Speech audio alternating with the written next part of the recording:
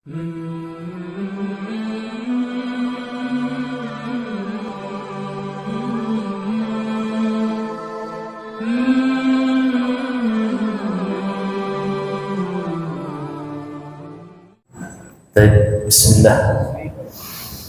Wassalatu wassalamu ala sayyidina Rasulillah sallallahu alaihi wasallam. Ilahi anta rasul wa ridha. La haula wala quwwata illa billah. Assalamualaikum warahmatullahi wabarakatuh. Alhamdulillah. Alhamdulillahi hamdan katsiran tayyiban mubarakan fi. فنقول الحمد لله الذي بنعمته تتم الصالحات أشهد أن لا إله إلا الله وأشهد أن سيدنا محمدا عبده ورسوله لا نبي بعده اللهم صل على سيدنا محمد في الأولين والآخرين وفي كل وقت وحين وبعد. Alhamdulillah, puja-puji syukur kita kehadirat Allah Subhanahu wa taala. Kembali kita diizinkan oleh Allah untuk hadir di rumah Allah Subhanahu wa taala menjalankan salat maghrib berjamaah. Kemudian kita duduk di majlisul ilm. Semoga ini menjadi asbab kebaikan dan keberkahan untuk kita semua insyaallah. Salawat dan salam semoga selalu tercurahkan kepada junjungan kita, qudwah hasanah kita, contoh terbaik kita, kekasih hati Rasulullah Sayyidina Muhammad sallallahu alaihi wasallam. Salawat dan salam juga untuk para keluarga Rasulullah sallallahu alaihi wasallam, min azwajihi wa dzurriyyatihi min ahli baitihil kiram, juga untuk para sahabat Nabi Sallallahu Alaihi Wasallam yang mendedikasikan diri mereka untuk Allah dan Rasulnya sehingga mereka berhasil mendapatkan ridho Allah Subhanahu Wa Taala. Terlebih ketika disebut nama sahabat, sampai hari ini kita menyebut radhiyallahu anhu atau radhiyallahu anhum ajma'in. Salawat dan salam juga untuk seluruh umat Rasulullah Sallallahu Alaihi Wasallam yang insya Allah kita semua termasuk di dalamnya, yang kelak kita akan mendapatkan syafaat dari Rasulullah Sallallahu Alaihi Wasallam. Baik, Bapak, Ibu, Abang, Kakak, jemaah yang dimuliakan Allah Subhanahu Wa Taala, insya Allah kita akan melanjutkan kajian Sirah Nabawiyah, perjalanan hidup Rasulullah Sallallahu Alaihi Wasallam, yang merujuk kepada kitab utama kita Fiqhus Sirah An-Nabawiyah karangan Syekh Muhammad Sa'id Ramadan Al-Buti rahimahullah rahmatal abrar wa sa'allahu darihahu wa nafa'anallahu bi'ulumihi fid darain amin amin ya rabbal alamin. Allahumma anfa'na bima 'allamtana wa 'allimna ma yanfa'una warzuqna 'uluman tanfa'una fid dini wad dunya wal akhirah. Allahumma inna na'udzubika min ilmin la yanfa' wa min qalbin la yakhsha' wa min nafsin la tashba' wa min du'ain la yusma' wa la yustajabu lah birahmatika ya arhamar rahim. Baik, di pertemuan terakhir kita sudah sampai pada pembahasan perang Hunain, yang awalnya Rasulullah Sallallahu Alaihi Wasallam ini terkejut dengan serangan musuh, ya. Beberapa sahabat Nabi yang gak siap pun akhirnya pecar kacir, tapi dengan izin Allah Subhanahu Wa Taala, dengan keberanian Rasulullah Sallallahu Alaihi Wasallam, Rasulullah memanggil semua sahabat-sahabat untuk bersatu kembali dan menyerang musuh. Singkat cerita, kaum muslimin diberikan kemenangan oleh Allah Subhanahu Wa Taala. Maka sebagai konsekuensi perang, etika perang yang berlaku, semua harta musuh akan menjadi milik pemenang. Sehingga harta Bani Thaqif dan sekutu-sekutunya berhasil dimiliki oleh kaum muslimin. Tibalah saat pembagian. Rasulullah Sallallahu Alaihi Wasallam memang concernnya itu membagikan kepada para mu'allaf, Kebetulan yang jadi mu'allaf saat itu adalah mereka penduduk Mekah yang baru saja masuk ke dalam agama Allah pasca Fathu Mekah, pasca penaklukan Mekah. Jadi memang kebanyakan mu'allaf sampai 2000-an jumlahnya itu adalah penduduk Mekah yang baru masuk Islam. Dan sebagian besar masih kerabat dengan Rasulullah Shallallahu Alaihi Wasallam karena dari suku Quraisy. Rupanya Rasulullah Shallallahu Alaihi Wasallam ingin melunakkan hati saudara-saudaranya yang baru masuk ke dalam agama Allah Subhanahu Wa Taala. Maka diberikan jatah agak lebih banyak lah begitu. Tapi memang dikonsentrasikan kepada para mu'allaf ini, sehingga yang lain ngerasa kok jatah saya sedikit. Padahal biasanya pembagiannya nggak kayak begini. Orang-orang yang iri, orang-orang yang hasad tanpa bisa mengambil ibrah, mengambil hikmah kenapa Rasulullah berlaku demikian, terlalu dini, lantas kemudian mendatangi Rasulullah Sallallahu Alaihi Wasallam, protes ceritanya itu sama Rasulullah. Yang kita ceritakan kemarin, ada seorang yang bernama Dzulhuwaisirah. Dzulhuwaisirah mendatangi Rasulullah Sallallahu Alaihi Wasallam. Udah nggak banyak ngomong lagi, dicekeknya leher Rasulullah Sallallahu Alaihi Wasallam, bajunya itu. Ya Allah. Jadi takdimul hawa, mendahulukan hawa nafsunya. Dia ngerasa Rasulullah tidak adil ini, nggak boleh dibiarkan. Padahal kalau bukan Rasulullah yang paling adil, kepada siapa kita mencontoh begitu. Dan Rasulullah Sallallahu Alaihi Wasallam nggak mungkin bertindak sesuai dengan hawa nafsunya.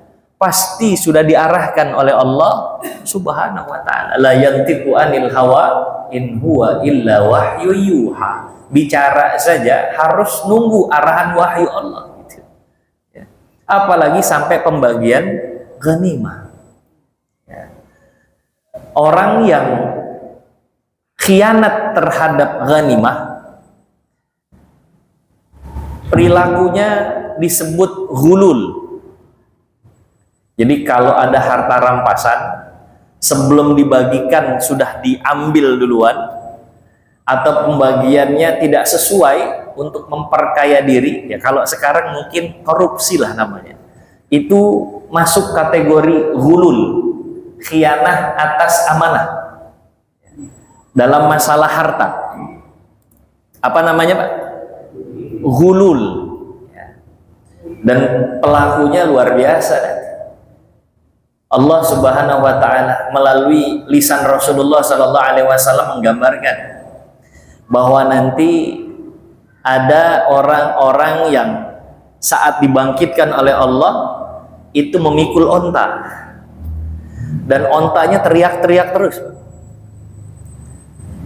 Itu adalah indikasi bahwa saat di dunia orang ini korupsi onta. Dan saat dia menggendong unta itu ada dua hal. Pertama, penyiksaan bagi dirinya. Bayangkan, saat dia dibangkitkan keadaan penat, matahari jaraknya amat sangat dekat, berpeluh keringat kita. Orang-orang bahkan minta disegerakan hisapnya kepada siapapun yang bisa meminta syafaat darinya. Makanya dalam hadis digambarkan, ketemu sama Nabiullah Adam alaihi salam. Engkau adalah nabi yang pertama diciptakan, wahai Adam. Adakah engkau bisa melobi untuk kita disegerakan hisapnya, kan begitu ya? Tapi kata Nabiullah Adam, apa tidak bisa? Nafsi-nafsi sudah tidak bisa. Datang lagi kepada Nabiullah Nuh alaihi salam. Kata Nabi Nuh, tidak bisa. Nafsi-nafsi. Nanti kita datang lagi, ketemu dengan Nabiullah Musa alaihi salam yang mendapat julukan Kalimullah, Nabi yang pernah berdialog dengan Allah Subhanahu Wa Taala. Kita meminta tuh sama Nabiullah Musa, engkau kan Kalimullah, engkau pernah berdialog dengan Allah Subhanahu Wa Taala. Apa tidak bisa kali ini engkau berbicara kepada Allah, mintakan kami untuk segera dihisab, kami tidak kuat. Gitu. Semua dalam keadaan penat, Pak. Semua dalam keadaan berat, semua dalam keadaan khawatir dengan kondisinya masing-masing. Tapi kata Nabiullah Musa, tidak bisa, nafsi-nafsi. Nanti ketemu lagi Nabiullah Isa alaihi salam, sama, tidak bisa sudah. Baru terakhir bertemu dengan Rasulullah Sallallahu Alaihi Wasallam. Dalam hadis digambarkan Rasulullah sujud sampai Allah yang minta Rasulullah untuk bangun dari sujudnya. Apa yang kau minta ya Muhammad ya Rasulullah? Kata Rasulullah, aku minta agar umat disegerakan hisabnya ya Allah. Maka dihisablah umat saat itu. Tapi itu bukan sehari 2 hari, Pak. Bukan sebulan 2 bulan. Bukan setahun 2 tahun. Bukan 10 tahun 20 tahun. Bukan 100 tahun 200 tahun. 1 hari di akhirat itu nilainya sama dengan 50.000 tahun di dunia.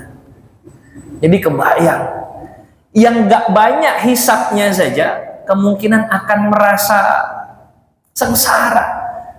Pada saat itulah dosa-dosa kecil kita digugurkan oleh Allah Subhanahu wa taala. Ya. Bagaimana dengan mereka yang harus mikul onta itu? Ya Allah. Belum lagi ontanya, itu selalu berteriak itu ontanya. Sebagian lagi mengatakan, Rasulullah Sallallahu Alaihi Wasallam melanjutkan hadis yang sebagian ada yang mikul sapi, sehingga orang mengidentifikasi, oh dulunya nih korupsi sapi rupanya. Nanti ada yang kemudian memikul kambing, kambingnya ngembek nggak berhenti. Coba Pak, kita bayangin saja ya, ibaratnya ya. Kalau saya teriak di kuping Bapak 1 jam saja, mungkin baru 20 menit udah kena tampar saya Pak. Tersiksa dan terganggu kita dengan teriakan itu. Apalagi teriakan yang nggak pernah berhenti. Maka itu adalah siksaan dari Allah Subhanahu wa taala bagi para pelaku korupsi. Ghulul. Jadi dia akan menggendong apa yang dulu dia korupsi saat di dunia. Jangan-jangan nanti begitu di akhirat teridentifikasi, ada yang gendong Fortuner nih. Mungkin dulunya dia korupsi Fortuner. Tapi itulah keadaannya. Bagi mereka yang korupsi harta digambarkan oleh Rasulullah Sallallahu Alaihi Wasallam ada yang memikul emas dan perak. Tapi emas dan perak saat di akhirat itu beratnya berlipat-lipat kali.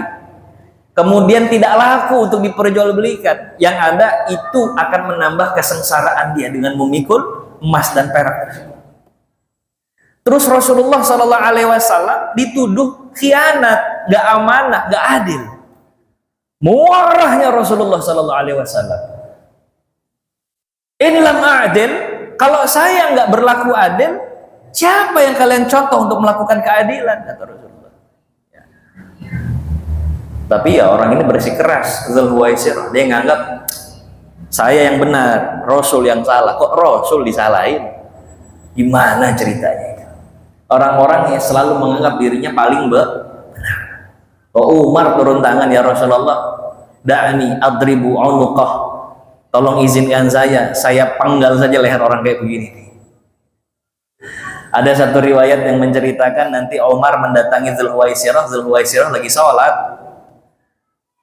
Laporlah Umar, lagi sholat ya Rasulullah. Didatang lagi sama Sayyidina Ali bin Abi Thalib, masih sholat. Nanti ada sahabat lain datang, ternyata udah tidak ada. Begitulah keadaannya kelak nanti dari tulang sulbinya akan ada orang-orang semisal dia. Kalian akan minder ngelihat sholat dan puasanya. Kalian akan minder ngelihat dia membaca Al-Quran. Tapi Al-Quran, petunjuk Allah hanya sampai kerongkongannya saja. Dia tidak merasuk ke dalam hati. Orang-orang itulah yang dimaksud atau ditujukan kepada Khawarij. Khawarij yang mudah sekali menumpahkan darah sesama muslim. Cikal bakalnya mudah untuk mengkafir-kafirkan orang lain. Kalau sudah mudah mengkafirkan orang lain, tahapan berikutnya mudah menghalalkan darah orang lain. Na'udzubillah, tsumma na'udzubillah. Jadi ada itu. Ya. Dzulhuwaisirah. Dalam riwayat lain diceritakan di sini. Ya. Ada orang yang meminta hartanya Nabi karena ngerasa dia belum dikasih banyak sama Nabi Sallallahu Alaihi Wasallam. Ya Muhammad, kau punya banyak harta, enak, aku cuman sedikit. Berikan hartamu. Gitu. Ini orang lain nih. Tapi mereka-mereka yang tidak paham, ya, akan begitu kelakuannya. Ngerasa mereka terlalu prematur untuk membuat satu penilaian terhadap orang lain. Orang lain ngelakuin apa tanpa tabayun dulu, main tuduh saja. Ini perilaku-perilaku kayak begitu. Ini orang Badui, ya, yang nggak well educated, belum banyak untuk membersamai Rasulullah Sallallahu Alaihi Wasallam. Dia minta hartanya Rasulullah Sallallahu Alaihi Wasallam. Untuk orang ini Rasulullah memberikan ridanya, memberikan apa? Selendangnya. Nih, ambil selendang untuk kamu. Terus kata Rasulullah Sallallahu Alaihi Wasallam, ketahuilah dari harta rampasan ini Rasul menurut ketetapan Allah mendapatkan 1/5. Betul. Tapi 1/5 itu sama Rasul dibagikan lagi untuk orang-orang yang membutuhkan. Jadi nggak ada kepentingan pribadi dan kepentingan individu dari harta rampasan itu. Khusus kepada Rasulullah Sallallahu Alaihi Wasallam. Rasul nggak mendapatkan sedekah, Rasul nggak mendapatkan zakat, haram, nggak boleh untuk Rasul dan keturunannya. Ya. Tapi Rasulullah ada kalanya mendapat bagian dari harta ghanimah atau dari harta fai, harta rampasan itu. Itu pun 1/5 dan 1/5-nya sama Rasul dibagiin lagi. Jadi bukan untuk kepentingan pribadi Rasulullah Sallallahu Alaihi Wasallam seluruhnya. Ya. Tapi sama Rasul dibagi. Sambil senyum-senyum Rasulullah, karena Rasul paham yang minta nih mereka yang belum banyak mengenal agama Allah Subhanahu Wa Taala. Maka kita ketika menyikapi orang-orang yang berbeda pendapat dengan kita harus dilihat dulu latar belakangnya apa. Mungkin dia punya motif lain, mungkin dia belum banyak belajar misalnya. Maka penyikapannya pun berbeda-beda.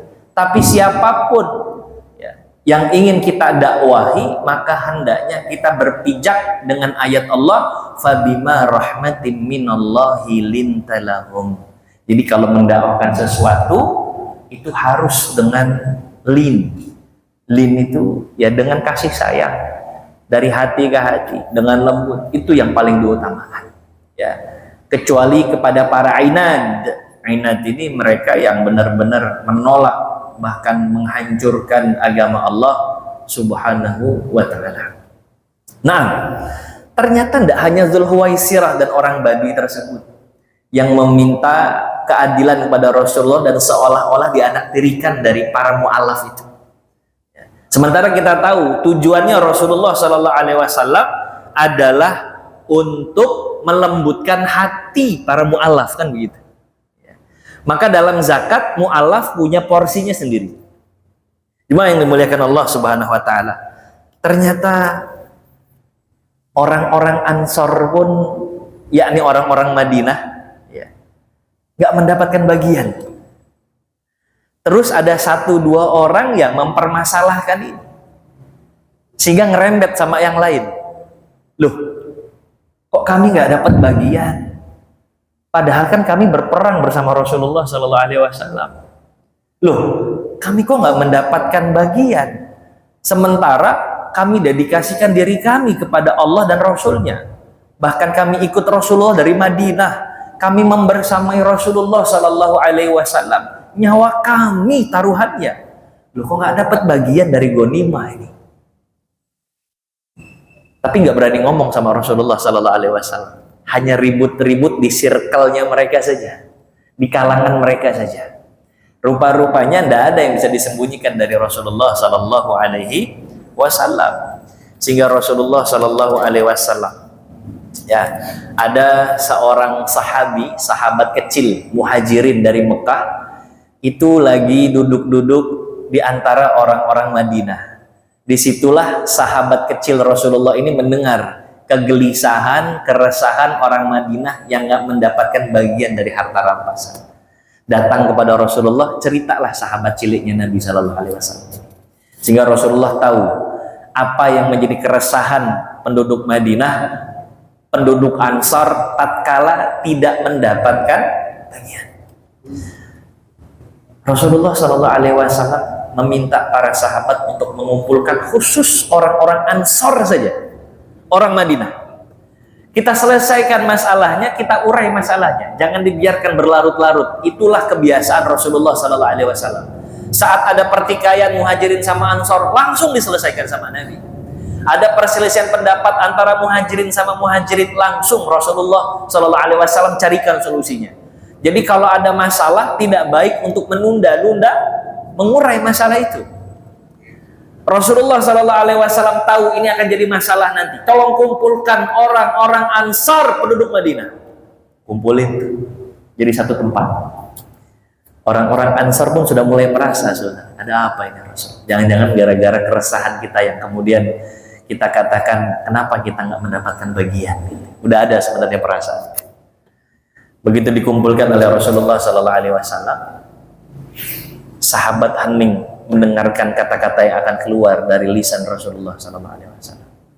Disitulah Nabi bersabda, ya ma'syarul ansar, wahai kalian khusus penduduk Ansar, saudara-saudaraku, sahabat-sahabatku, penduduk Madinah. Ya ma'syarul ansar, maqalatun balagatni ankum, telah datang informasi kepada saya menerima info, begitulah kurang lebih. Tapi perkataan ini dengan nadanya nada tanda tanya.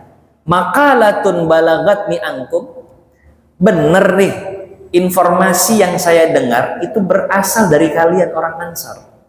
Jadi semacam sindiran lah dari Rasulullah Sallallahu Alaihi Wasallam. Masa orang Ansar sampai punya pikiran begitu gitu. Ini bener nih omongan orang Ansar. Balagatni, ya, balagatni ankum. Kata Rasulullah, maqalatun balagatni ankum, saya dapat kata-kata nggak enak dan apakah itu benar datang dari kalian? Terus Rasulullah Sallallahu Alaihi Wasallam melanjutkan sabdanya, alam atakum dolalan fahadakum. Coba kalian ingat-ingatlah sedikit. Bukankah dulu kalian berada dalam kesesatan? Lantas Allah Subhanahu wa taala fahadakumullahu bi. Dengan wasilah diriku kalian diberikan hidayah oleh Allah. Sampai kayak begini kalian dimuliakan oleh Allah. Cobalah kalian ingat. Wa kuntum mutafarriqin fa'allafakumullahu bi. Coba kalian ingat-ingat. Dulu kan kalian selalu berselisih. Wahai penduduk Ansar, mana orang-orang Khazraj, mana orang-orang Aus yang ratusan tahun kalian bertikai, tapi kalian bersatu dengan kedatanganku atas izin Allah Subhanahu wa taala. Bo, ya coba dipikir, kata Rasulullah. Dulu kalian berselisih, sekarang kalian bersatu karena aku dengan izin Allah Subhanahu wa taala. Wa ya ma'syarul ansar, wahai orang-orang Ansar, wa kuntum alatun fa'aghnakumullahu bi. Dulu itu ya kalian biasa-biasa saja, kalian banyak berkebutuhan, tapi lihat setelah kedatangan diriku Allah kayakan kalian dengan izin Allah Subhanahu wa ta'ala. Kalian bisa lihat bagaimana Madinah suburnya, bagaimana hasil Madinah. Allah menangkan kita dari musuh-musuh Allah Subhanahu wa ta'ala. Allah berikan bahkan hasil dari Khaybar untuk kita. Allah kayakan kalian. Ayolah kita berfikir bersama, kata Rasulullah.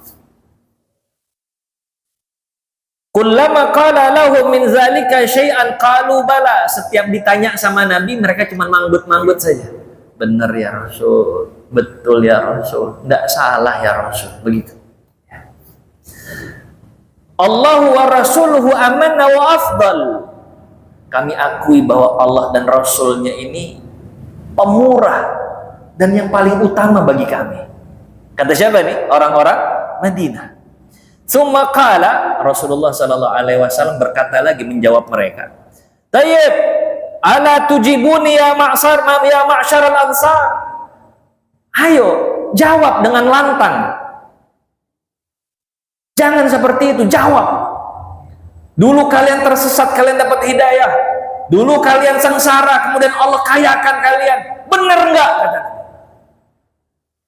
Lantas kemudian orang-orang Ansar berkata, qalu bimadza nujibuka ya Rasulullah? Lillahi wa li rasulihil mannu wal fadl. Mereka sambil berat berkata kepada Rasulullah, bagaimana kami harus menjawab ya Rasulullah? Sementara apa yang kau katakan semuanya benar, bahwa segala kemurahan, segala kebaikan Segala keutamaan adalah milik Allah dan Rasulnya. Kami tidak punya jawabannya Rasulullah. Semuanya adalah benar. Terus Rasulullah Sallallahu Alaihi Wasallam bilang, "Amma wallahi, lau syi'tum laqultum." Padahal demi Allah, kenapa nggak kalian keluarkan saja unek-unek kalian? Kalian kan bisa bilang, dulu ya Rasul, engkau dan kaum muslimin itu didustakan. Kalau bukan kami, siapa yang membenarkan engkau? Ayo omongin kayak begitu, kata Nabi. Jangan disimpan di hati. Bilang aja bahwa kami dulu didustakan oleh kaum kami, kemudian kalian menyelamatkan kami dan kalian mempercayai kami. Katakan itu. Mereka diam. Terus Rasulullah Sallallahu Alaihi Wasallam katakan saja, ataitana mukazzaban fasadaqnak. Kalian datang saat itu didustakan, dihinakan oleh kaum kalian. Kamilah yang membenarkan, ya.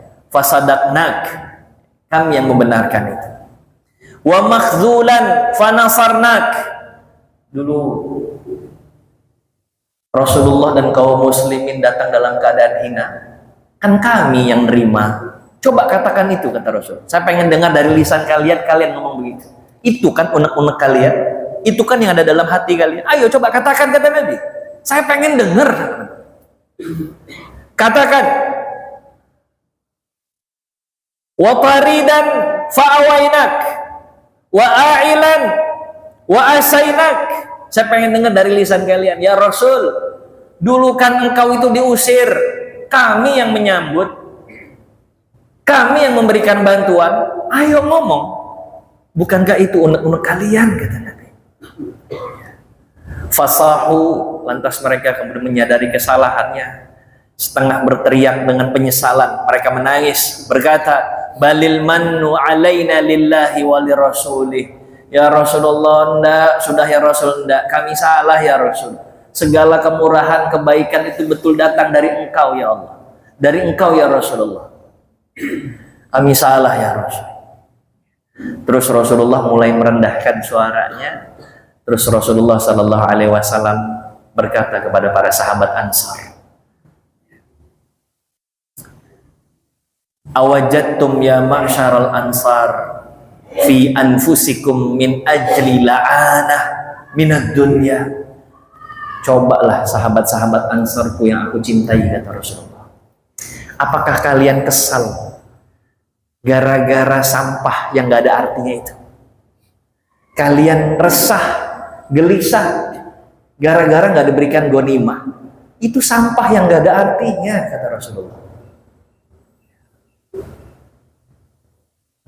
Ta'allaftu biha qauman liyuslimu wa wakaltum ila islamikum wa wakaltukum ila islamikum.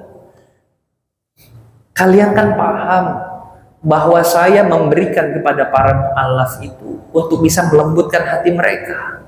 Mereka ini baru masuk Islam, sementara kalian sudah lama dikenalkan Islam oleh Allah Subhanahu wa Ta'ala.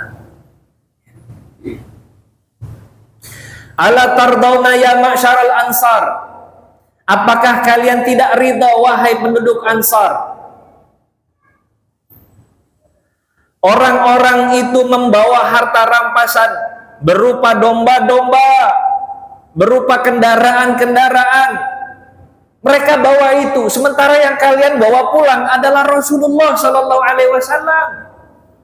Mereka membawa harta, silahkan, tapi yang kalian bawa pulang aku, kata Rasul, utusannya Allah Subhanahu wa Ta'ala.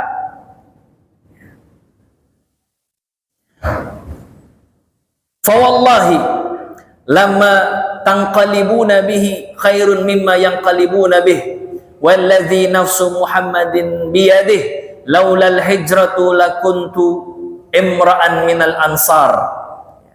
Demi Allah, yang kalian bawa wahai penduduk Ansar, utusannya Allah tuh lebih baik dari apapun. Ghanimah tuh gak ada artinya. Itu hanya kesenangan duniawi yang sesaat. Kalau boleh aku menyebutkan, itu sampah, kata Rasul. Yang kalian bawa pulang wahai masyarul Ansar, utusannya Allah, dan itu jauh lebih baik dari apapun. Demi Allah, kalaulah aku tidak ditakdirkan menjadi penduduk Mekah, niscaya kalau boleh memilih, aku memilih ditakdirkan untuk menjadi penduduk Ansar saja, karena kecintaanku pada kalian. Wahai penduduk Ansar, ketahuilah kalau ada satu rombongan berada di satu bukit, sementara rombongan Ansar ada di bukit lain yang jauh jaraknya, aku akan tempuh jarak jauh itu agar membersamai kalian, wahai penduduk Ansar. Apa enggak cukup itu semua untuk kalian? Maka orang-orang Ansar ini menyesali kesalahan mereka. Ya. Fabakal kaum hatta khadallat lihahum. Lantas mereka menangis, benar ya Allah, kenapa kami mengabaikan nikmat terbesar dengan menjadikan Rasulullah SAW berada di dekat kami. Mereka nangis sampai basah jenggot-jenggot mereka. Mereka sadar bahwa mereka nggak layak berkeluh kesah seperti itu dengan Nabi Sallallahu Alaihi Wasallam. Ya. Qalu, mereka berkata, radina billah wa bi rasulihi qisman wa nasiban, demi Allah kami sadar, maka kami ridho dengan ridhonya. Tatkala kami diberikan Allah dan Rasulnya, itu sudah lebih daripada cukup dan tidak perlu dengan yang lainnya lagi. Ya. Jadi la haula wala quwata illa billah. Gambarannya bahwa ya manusiawi kalau kemudian kita ada iri, kita ada hasad dengan yang lain, ya. Maka iri hasad ini bahaya sekali, ya. Kalau kita tidak bisa membenarkan atau kita mengembalikan iri dan hasad kita menjadi ikhlas lillahi ta'ala, itu akan menjerumuskan kita. Iri dan hasad ini memang karakter manusia. Itu kenapa agama datang untuk meluruskan dan mengarahkan kita yang punya bawaan tadi itu. Kita ini kan gampang berkeluh kesah kan. Kalau dalam surah Al-Ma'arij itu, innal insana khuliqa halu'a wa iza massahu syarru jazu'a wa iza massahul khairu manu'a. Kita nih kerjaannya berkeluh kesah saja. Ketika kita dikasih keburukan, dikasih musibah, dikasih nikmat nggak sebanyak yang Allah kasih kepada yang lain, ya maka keluar keluh kesah itu, keluar irinya, keluar hasadnya. Ya. Wa iza massahul khairu manu'a, begitu dikasih nikmat banyak, dia malah pelit, kikir, lupa sama Allah. Itu tabiat manusia, Pak. Ya. Wa khuliqal insanu dha'ifa. Memang kita nih punya bawaan dhaif, lemah. Itu kenapa nanti datang agama dengan segala syariatnya untuk meluruskan kita. Maka orang yang tidak dibimbing oleh syariat, syarak, tidak dibimbing oleh agama, besar sekali kemungkinannya dia terjerumus kepada lembah hitam karena kecenderungannya tadi. Dulu pernah kejadian seorang anak umur 3 tahun udah nggak punya ayah, nggak punya ibu, akhirnya masyarakat yang merawat. Tapi karena bukan anak kandung, ya kadang-kadang dibebaskan, dilepaskan saja. Di umur yang 3 tahun, ya, kerjaannya ngerokok, ya, terus kemudian menghabiskan waktu dengan kawan-kawannya. Itu kecenderungan. Jadi kalau tidak diarahkan, dibebaskan begitu saja, besar kemungkinan kita akan tertarik kepada magnet keburukan tadi, karena udah bawaannya seperti itu. Wal 'asr innal insana lafi khusr. Kita berada dalam kurung kerugian. Illal ladzina amanu, ya kecuali bagi mereka yang beriman, wa amilus shalihat, melakukan amal saleh diarahkan oleh syarak. Jadi kita punya bawaan. Terus bagaimana untuk kita bisa menekan karakter-karakter bawaan buruk tadi? Kalau dalam surah Al-Ma'arij ada jawabannya itu di ayat-ayat selanjutnya. Kita nih gampang berkeluh kesah, dikasih ujian, nikmat gak banyak, kita kemudian ngerongrong, kita juga ngerasa gak ridho, kita keluh kesah lagi. Dikasih nikmat kita lupa, kita kikir, kecuali kata Allah, illal musallin alladzina hum ala salatihim daimun, kecuali bagi orang-orang yang menjaga salatnya. Nah, ini senjata nih Pak, salat ini. Untuk bisa mengarahkan karakter baik kita.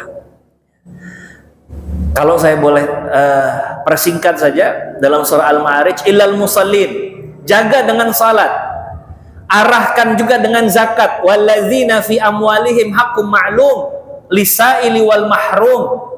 Setelah zakat juga membenarkan hari akhir. Orang yang membenarkan hari akhir akan ada keterpanggilan hatinya. Dia tahu konsekuensi dia kalau nggak taat, dia tahu konsekuensi dia kalau maksiat. Bahwa hari akhir adalah hari yang tidak ada kezoliman sedikit pun dalam menerapkan keadilan di dalamnya. Faman ya'mal mithqala dzarratin khairan yarah, wa may ya'mal mithqala dzarratin syarran yarah. Kebaikan keburukan ada balasannya. Tidak ada yang terzolimi saat itu. Maka orang-orang yang sadar akan akhirat, dia sadar bahwa hidup di dunia ini bukannya tempat hidup, tapi kita di dunia ini cuma numpang hidup untuk selanjutnya wafat dan dihidupkan lagi oleh Allah Subhanahu wa Ta'ala di alam berikutnya yang lebih abadi lagi, yang tidak ada ujungnya. Pahami itu.